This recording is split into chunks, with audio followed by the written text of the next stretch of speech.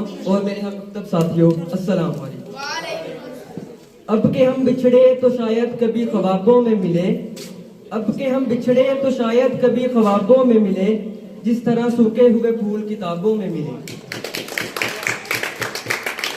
سب سے پہلے تو میں اس اسکول کے most respectable principal ma'am Tahira اور سر شبیر کا شکریہ ادا کرتا ہوں، جنہوں نے اس الوداعی تقریب کو منعقد کیا، اور اب میرے ساتھیوں کلاس نہم کا شکریہ ادا کرتا ہوں، جنہوں نے اس تقریب میں بڑھ چڑھ کر حصہ لیا۔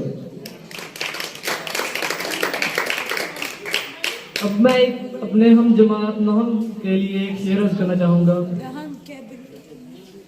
گھڑی یہ الوداع کی ہے بچھڑنا لازمی ٹھہرا، گھڑی یہ الوداع کی ہے بچھڑنا لازمی ٹھہرا، فضائے دوستوں کا اب بدلنا لازمی ٹھہرا، ہمیں ایسے بچھڑنا ہے گویا کل بھی ملنا ہے، لگا کر حاضری چپکے سے نکلنا لازمی ٹھہرا۔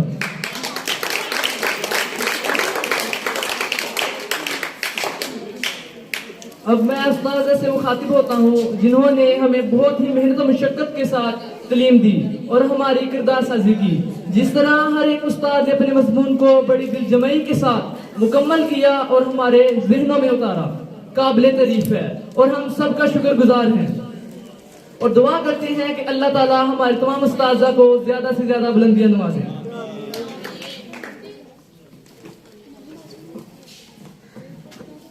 اور میں نہم جماعت کا بھی شکر گزار ہوں، جنہوں نے الوداعی تقریب کے ذریعے محبت کا ثبوت دیتے ہوئے ہمیں الوداع کیا۔ اور آخر میں اس شعر کے ساتھ اپنی بات کو مکمل کرنا چاہوں گا۔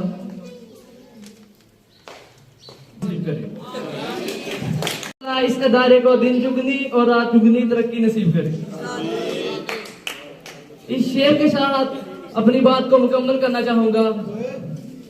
بتا رہا ہے چہروں پر ظرف کا عالم، بتا رہا ہے چہروں پر ظرف کا عالم، دلوں میں درد کا ایک دریا بہہ رہا ہے۔